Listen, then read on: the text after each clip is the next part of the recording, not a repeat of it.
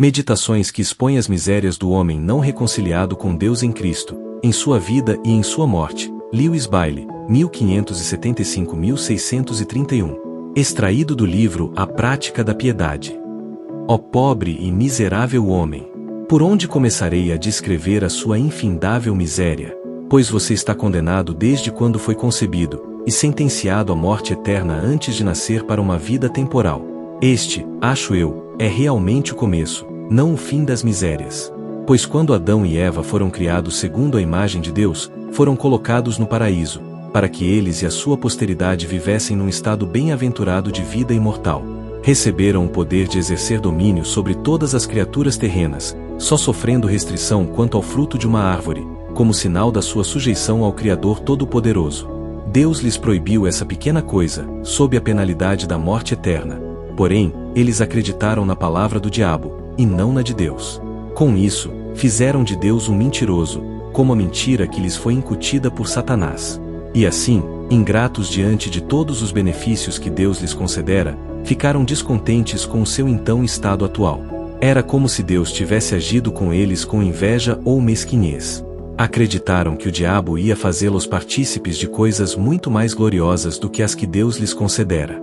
Em seu orgulho, eles caíram no crime de alta traição contra o Altíssimo, e, desprezando com desdém a posição de súditos, e blasfemando, imaginaram-se deuses, iguais a Deus. Daí, enquanto não se arrependessem, tendo perdido a imagem de Deus, eles se tornaram semelhantes ao diabo. Assim, veja em que condições ficou toda a sua posteridade, como uma ninhada traiçoeira, enquanto permanecer impenitente, como você está sujeita, nesta vida, a todas as misérias decorrentes da maldição, e na vida por vir, ao fogo eterno preparado para o diabo e seus anjos. Portanto, ponha de lado, por um tempo, as suas enganosas vaidades, e atente comigo para suas tristes misérias. Se estas forem devidamente inspecionadas, duvido que não o levem a esta conclusão. Seria muito melhor não ter existência natural do que não ser um praticante da piedade religiosa, pela graça. Considere, então, a sua miséria, em primeiro lugar, em sua vida, em segundo lugar, em sua morte e, em terceiro lugar, depois da morte. Em sua vida, as misérias que acompanham o seu corpo. B. As misérias que deformam a sua alma. Em sua morte, as misérias que vão oprimir o seu corpo e a sua alma. Depois da morte, as misérias que oprimem o corpo e a alma, juntos, no inferno. Examinemos, primeiro, as misérias que acompanham o corpo nas 4 faixas etárias da vida, a saber, a infância, a adolescência, a idade madura e a velhice. Meditações sobre as misérias do homem, da infância à velhice. O que era você, em sua infância, senão uma criatura desvalida e inconsciente, com forma humana, mas sem fala ou razão? Você nasceu com a mancha do pecado original, e foi posto nu na terra. Que motivo você tem para se gabar do seu nascimento, que foi nada mais do que dor e angústia para sua mãe, para você, o ingresso numa vida penosa? A enormidade dessas misérias, que você não podia exprimir com palavras, você expressou tão bem quanto pôde com choro e lágrimas.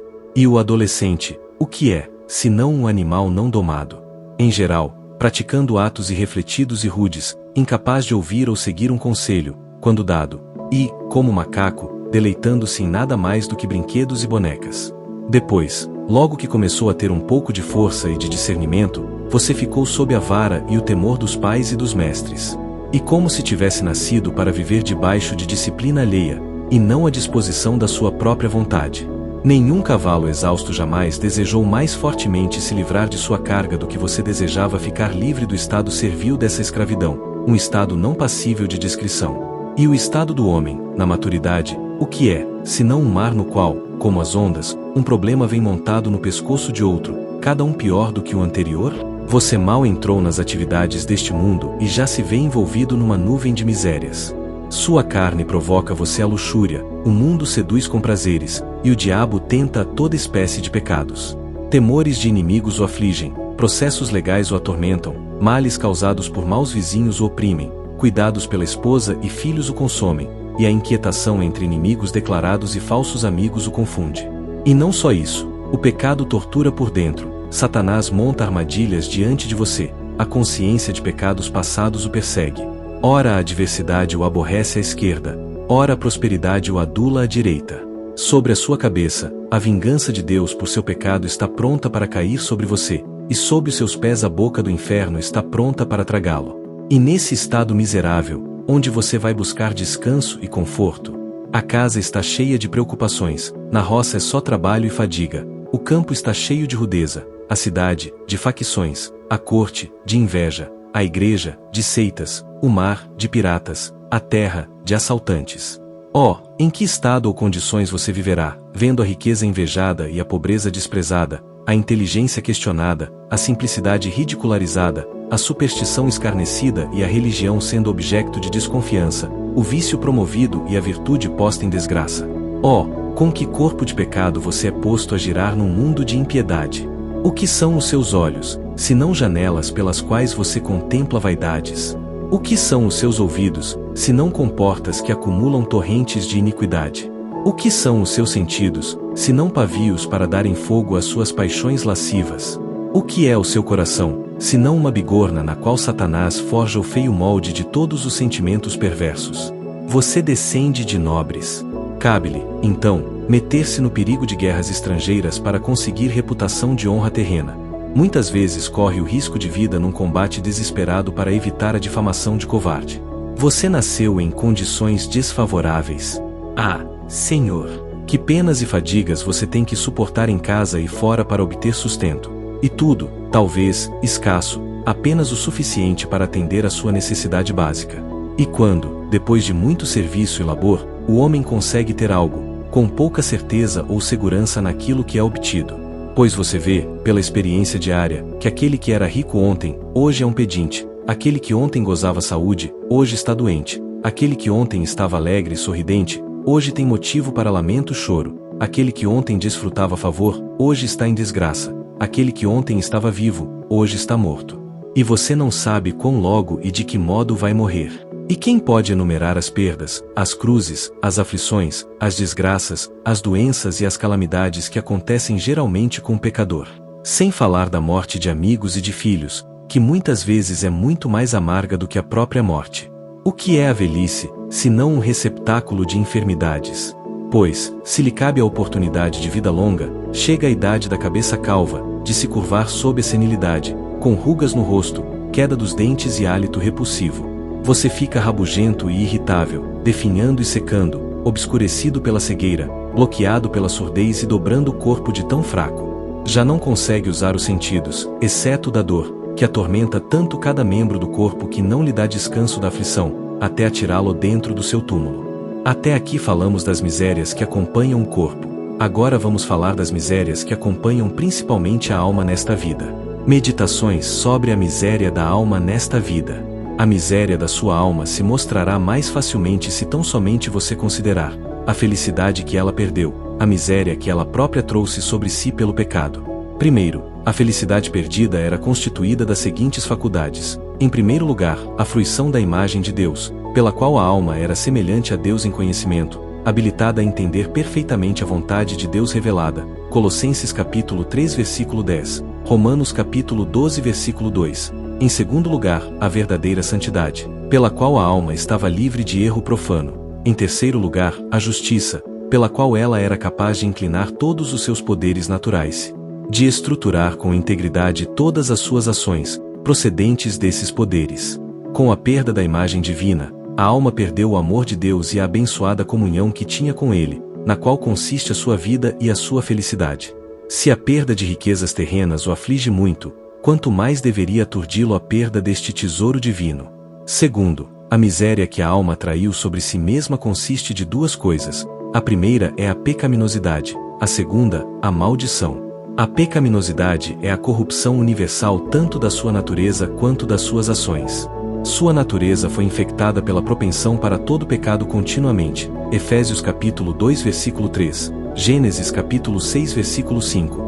A mente fica forrada de vaidade, Romanos capítulo 12 versículo 2, Efésios capítulo 4 versículo 17. O entendimento está obscurecido pela ignorância. 1 aos Coríntios capítulo 2 versículo 14. A vontade só pende para coisas vis e vãs, Filipenses capítulo 2 versículo 3. Todas as suas ações são más, Romanos capítulo 3 versículo 12. Vê-se, pois, que esta deformidade é tão violenta que muitas vezes, na alma regenerada, o apetite não obedece ao governo da razão, a vontade vai atrás e se rende, e faz concessões a impulsos pecaminosos. Quão grande é, então, a violência do apetite e da vontade na alma reprovada, que ainda permanece em sua corrupção natural. Disso tudo decorre que a sua miserável alma se acha tão deformada pelo pecado, contaminada pela luxúria, corrompida por imundície, ultrajada por paixões, sobrecarregada de sentimentos, aguilhoada pela inveja, com uma sobrecarga de glutonaria, encharcada de bebida, fervendo de anseio por vingança, transportada pela fúria, e a gloriosa imagem de Deus transformada numa réplica do diabo. João capítulo 8 versículo 44. A tal ponto chegaram esses males que o Senhor arrependeu-se de ter feito o homem. Gênesis capítulo 6 versículo 6. Da primeira decorre a outra parte das misérias da alma, chamada maldição, Deuteronômio capítulo 27 versículo 26, Salmo 119 versículo 21, na qual há 2 graus, em parte e em sua plenitude. A maldição em parte é a que é infligida à alma na vida e na morte, e é comum a ela e ao corpo. A maldição da alma na vida é a ira de Deus que se impõe à criatura, abrangendo todas as coisas, não somente calamidades, mas também muitas bênçãos e graças convertidas em destruição. Romanos capítulo 2 versículos 4 e 5, Jeremias capítulo 28 versículo 13, Isaías capítulo 28 versículo 13. Um terror de consciência afasta o pecador de Deus e do serviço a ele, de modo que não se atreve a vir à sua presença e às suas ordenanças. Gênesis capítulo 3 versículos 8 e 10, capítulo 4 versículo 14, Hebreus capítulo 2 versículo 15, mas ele é entregue à escravidão de Satanás e às suas próprias luxúrias, e a seus sentimentos ou paixões vis. Romanos capítulo 1 versículos 21, 24 e 26, Efésios capítulo 2 versículo 2, Colossenses capítulo 1 versículo 13. Essa é a maldição da alma na vida. Meditações sobre a miséria do corpo e da alma na morte. Depois que o idoso lutou com uma longa enfermidade e suportou o peso da dor, achando que agora pode esperar algum sossego, vem a morte, o carrasco da natureza, a maldição de Deus, o fornecedor do inferno. Olhando para o velho com cara feia e sombria, sem dó da sua idade, nem levando em conta suas dores suportadas por muito tempo, não se deixará comprar por prata ou ouro para se deter. Nada disso. Ele não aceitará nada para poupar a sua vida, exigindo pele por pele, Jó capítulo 1, e tudo o que o idoso tem, e então espanca todas as partes principais do seu corpo e prende o pobre homem para fazê-lo comparecer diante do terrível juiz. E, como que achando que o velho não se dispõe a ir com ele depressa o bastante, ó Senhor, quantos dardos de calamidades ele atira no idoso, pontadas, dores, cãibras, febres, obstruções, resfriado, catarro, cólica, pedra, cálculo, gases, etc. Oh, que visão cadavérica, vê-lo ali em seu leito, quando a morte lhe dá o golpe final. Que frígido suor escorre por todo o seu corpo, que tremor se apossa de todos os seus membros. A cabeça metralha, o rosto empalidece, o nariz escurece, o maxilar inferior descai, os nervos oculares estão prestes a se romper e se dividir. Agora a pobre e miserável alma percebe e sente que o corpo terreno começa a morrer.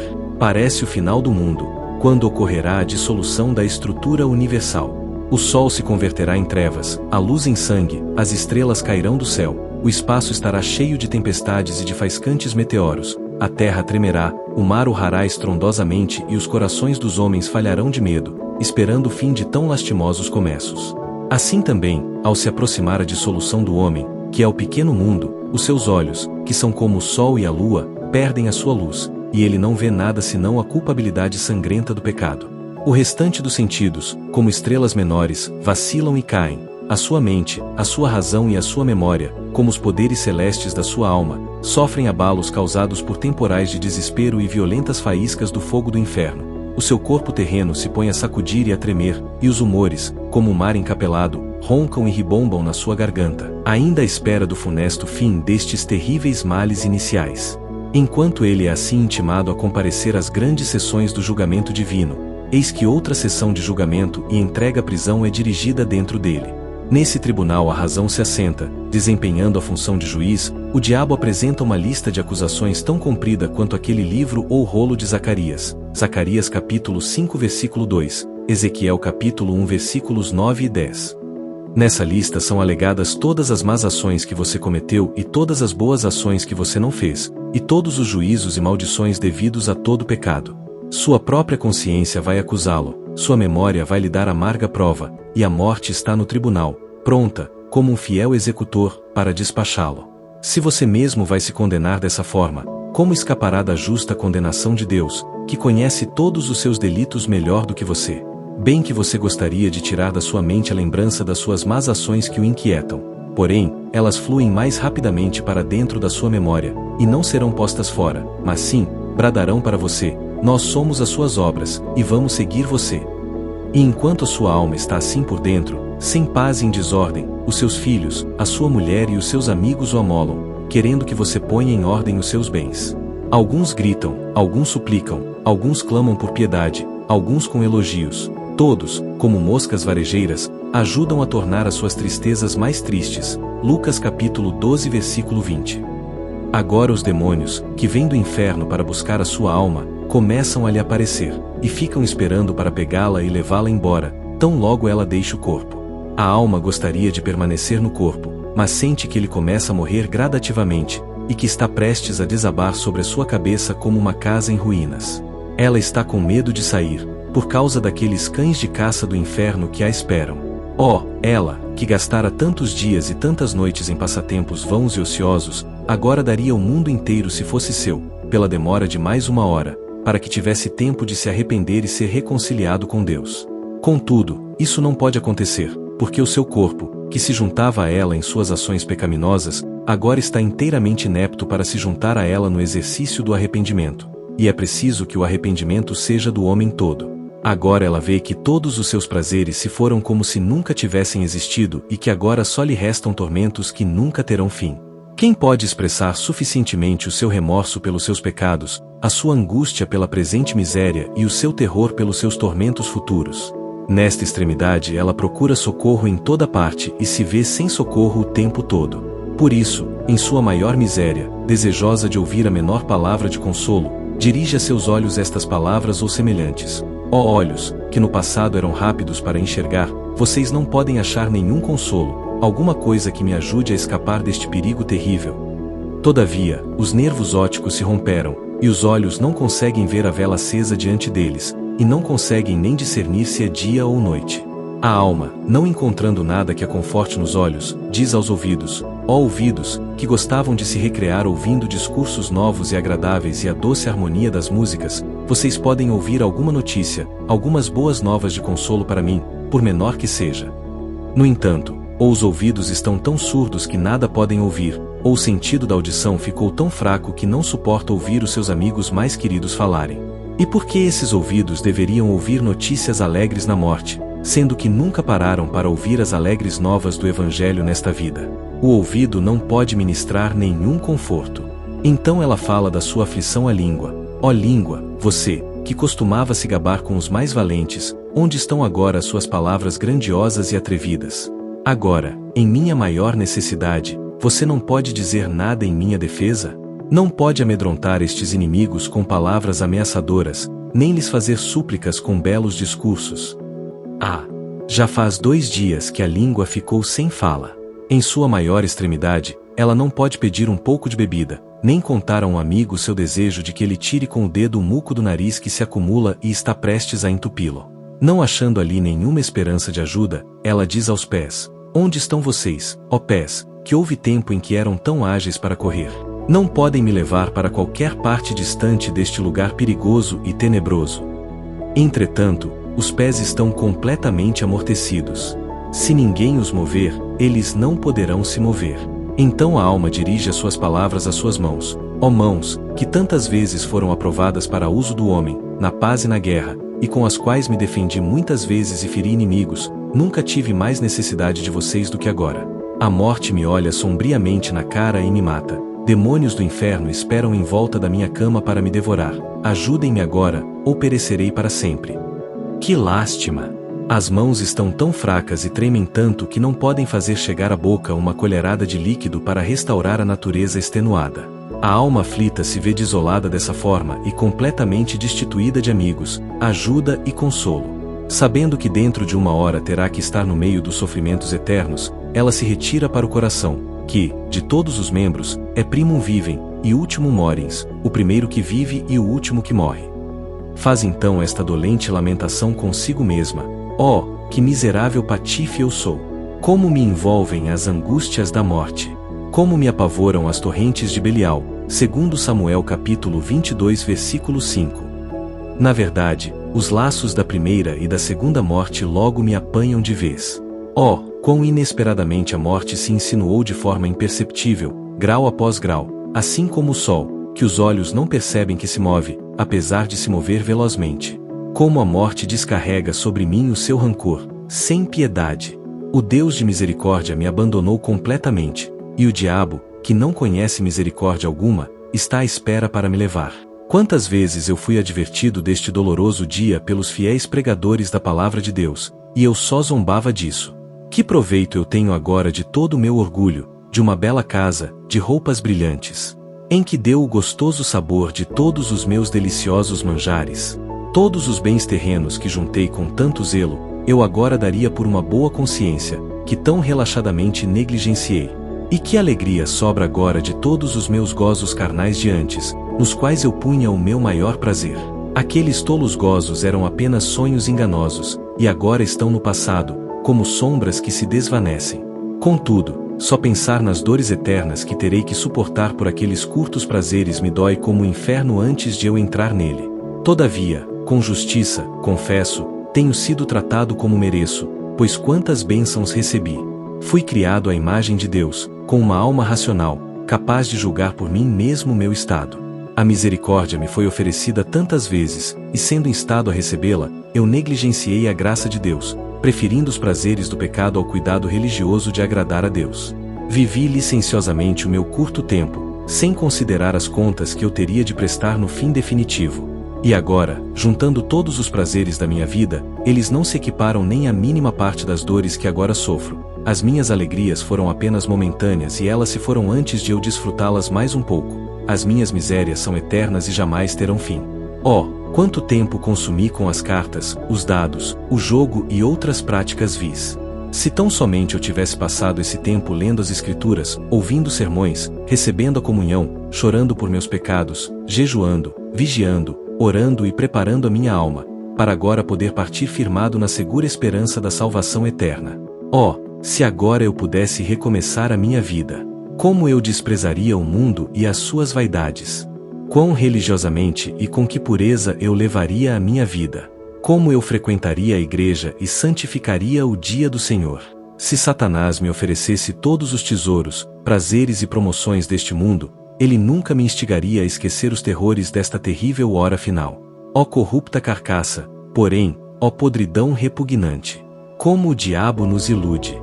E como servimos e enganamos uns aos outros, e atraímos veloz condenação sobre nós dois. Agora o meu caso é mais miserável do que o do animal que perece num fosso, pois terei de responder diante do trono de juízo do justo juiz do céu e da terra, onde não tenho nada para dizer em meu favor. E esses iníquos, que têm o segredo de todos os meus delitos, vão me acusar, e eu não posso me desculpar. O meu próprio coração já me condena. Portanto, só tenho que ser condenado diante do tribunal divino, e, em consequência, serei levado por esses demônios infernais para aquela horrível prisão de tormentos e de trevas completas, onde nunca mais verei luz, aquela primeira coisa supremamente excelente que Deus criou. Eu, que me gloriava anteriormente em ser um libertino, agora estou preso nas garras de Satanás, como a trêmula perdiz presa entre as apertantes unhas do voraz falcão. Onde vou me alojar esta noite? E quem serão os meus companheiros? Que horror, só em pensar! Que aflição, só considerar isso! Maldito o dia em que nasci, e não haja bênção para o dia em que a minha mãe me trouxe à luz. Maldito o homem que anunciou ao meu pai, nasceu-lhe uma criança, e o animou. Maldito esse homem, porque não me matou. Oh, se minha mãe fosse o meu túmulo, ou seu ventre uma concepção perpétua! Como foi que eu saí do ventre materno para suportar estas angústias infernais se os meus dias viessem a acabar numa vergonha eterna? Maldito o dia em que fui unida inicialmente a um corpo tão vil. Oh, se eu tão somente recebesse o grande favor de nunca mais ver você! Nossa despedida é amarga e dolorosa, mas o nosso reencontro, para recebermos naquele pavoroso dia a plenitude da merecida vingança contra nós, será muito mais terrível e intolerável. No entanto, como pretendo eu, com tão tardia lamentação, procurar prolongar o tempo. Minha última hora chegou, ouço rebentarem as cordas do coração. Esta suja casa de barro cai em cima da minha cabeça. Aqui não há nem esperança, nem socorro, nem lugar de mais permanente habitação. E devo partir, suja carcaça? Ó, carcaça imunda! Com adeus, eu a deixo. E assim, toda trêmula, a alma sai e imediatamente é agarrada pelos demônios infernais que a levam com a violência de caudalosas torrentes para dentro do lago sem fundo que arde com fogo e enxofre. Ali ela é mantida prisioneira em tormentos, até o juízo geral do grande dia. Apocalipse capítulo 21 versículo 8, Judas 6, 1 de Pedro capítulo 3 versículo 19. Depois, a repugnante carcaça é lançada no túmulo, ato no qual, na maior parte, os mortos enterram os mortos, isto é, os que estão mortos no pecado enterram os que estão mortos para o pecado. E assim o mundano sem Deus e não regenerado, que fez da terra o seu paraíso, do seu ventre o seu Deus, da sua luxúria a sua lei, assim como em sua vida semeou vaidade, assim também, agora morto, colhe miséria. Em sua prosperidade negligenciou servir a Deus, em sua adversidade Deus se recusa a salvá-lo. E o diabo, a quem ele por muito tempo serviu, agora finalmente lhe paga o seu salário. Detestável foi a sua vida, condenável é a sua morte. O diabo tem a sua alma, o túmulo tem a sua carcaça, e nesse poço de corrupção, cova da morte, calabouço de angústia, deixemos o miserável pecador a se putrefazer com a boca cheia de terra, o seu ventre cheio de vermes e a sua carcaça exalando mau cheiro. Ali ele espera uma ressurreição amedrontadora, quando o corpo será reunido à alma para que, assim como pecaram juntos, sejam atormentados juntos eternamente. Meditações sobre a miséria do homem depois da morte. O que é a plenitude da maldição?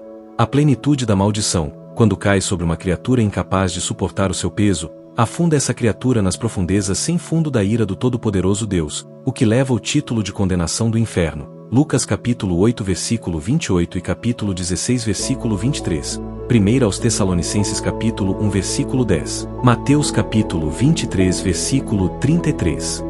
Esta plenitude da maldição é ou particular ou geral. Particular é a que, em menor medida de plenitude, desce sobre a alma imediatamente, tão logo separada do corpo. Lucas capítulo 16 versículos 22 e 23. 1 de Pedro capítulo 3 versículo 19. Justo no instante em que ocorre a dissolução, ela está diante de Deus, na sua presença. Pois quando ela cessa de ver com o órgão dos olhos carnais, vê a maneira espiritual.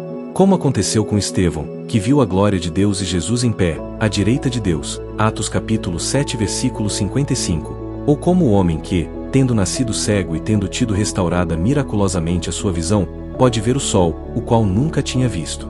E ali a alma, pelo testemunho da sua própria consciência, vê Cristo, o justo juiz, que conhece todas as coisas.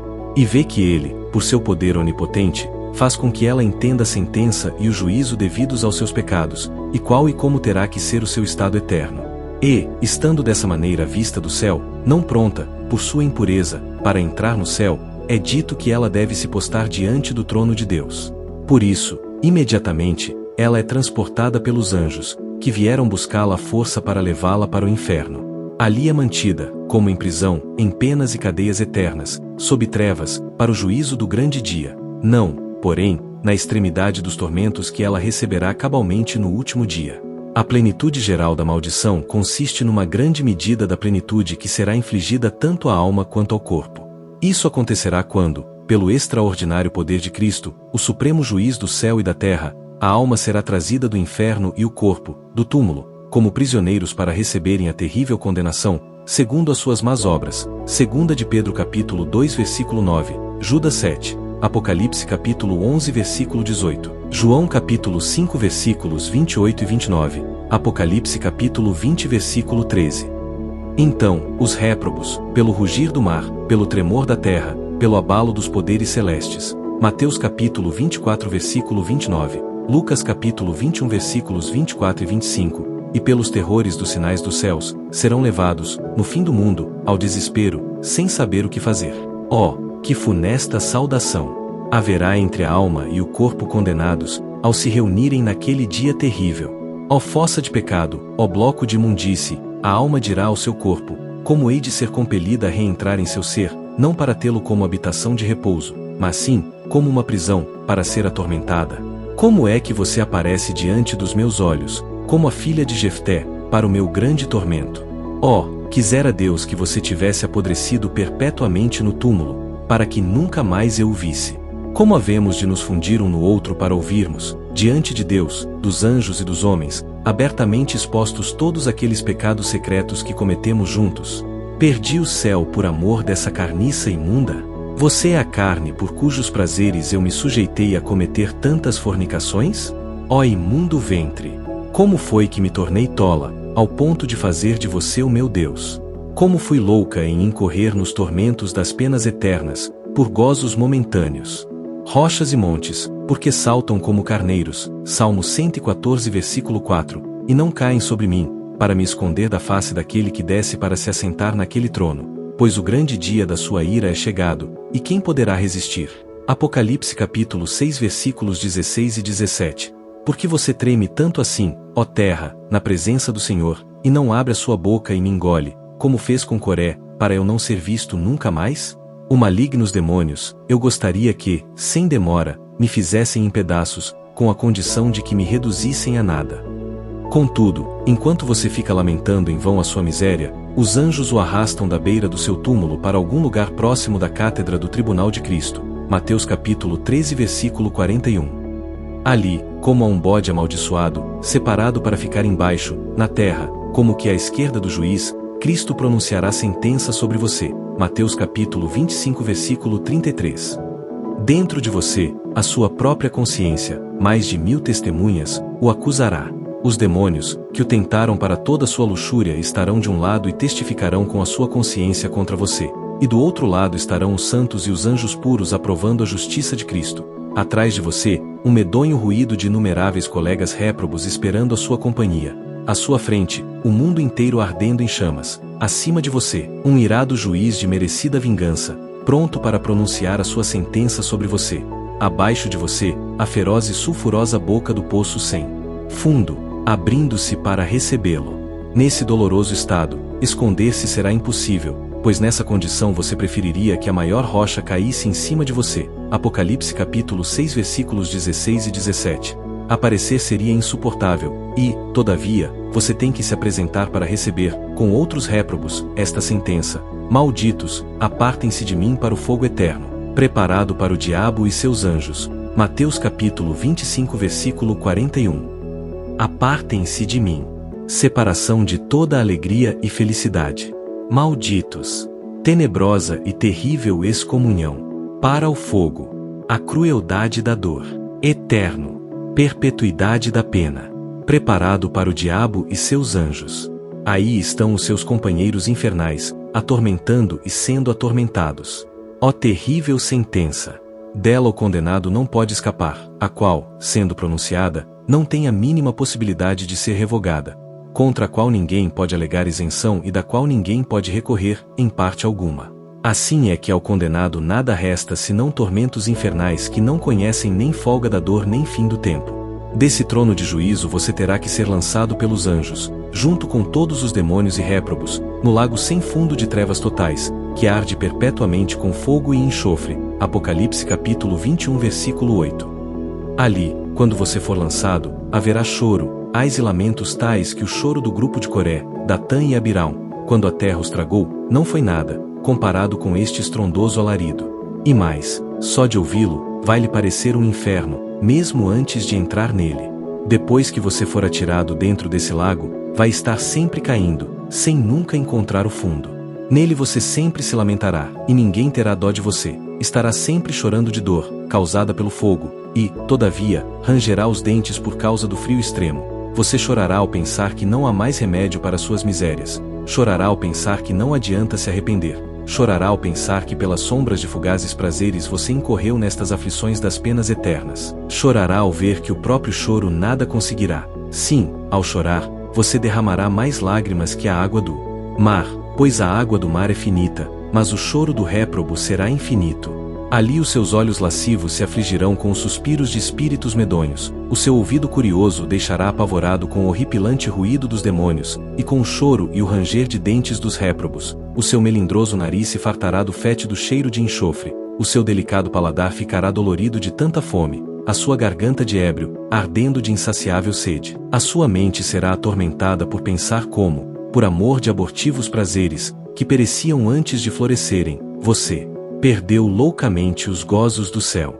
Não somente isso, mas também incorreu em angústias infernais por toda a eternidade.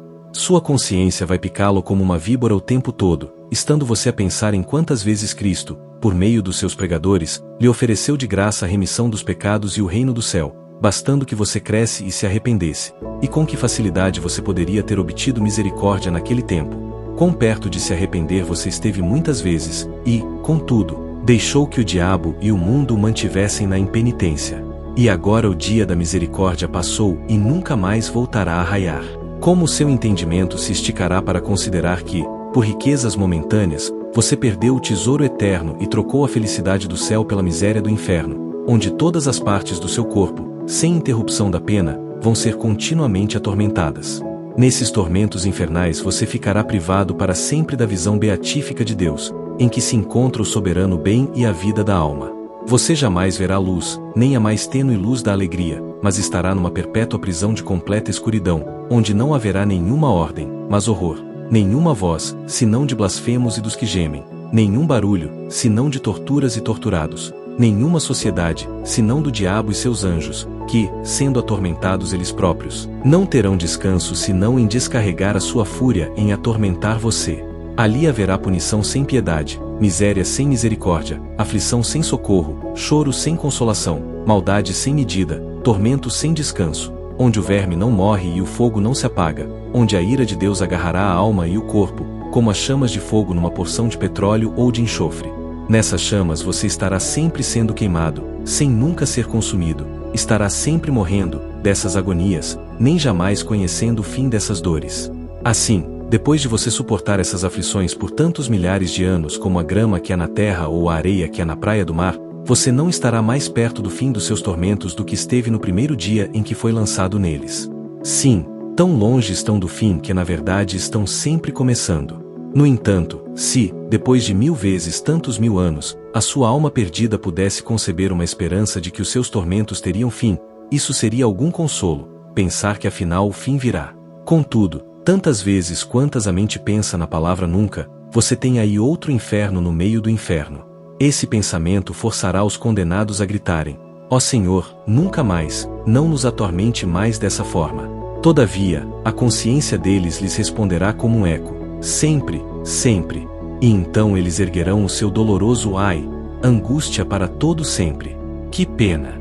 Esta é a segunda morte, a plenitude geral e completa de toda maldição e miséria, que todo réprobo condenado terá que sofrer, ao passo que Deus e os seus santos gozarão ventura e felicidade no céu para todo sempre. A esse ponto chega a miséria do homem em seu estado de corrupção, a não ser que ele seja renovado pela graça em Cristo.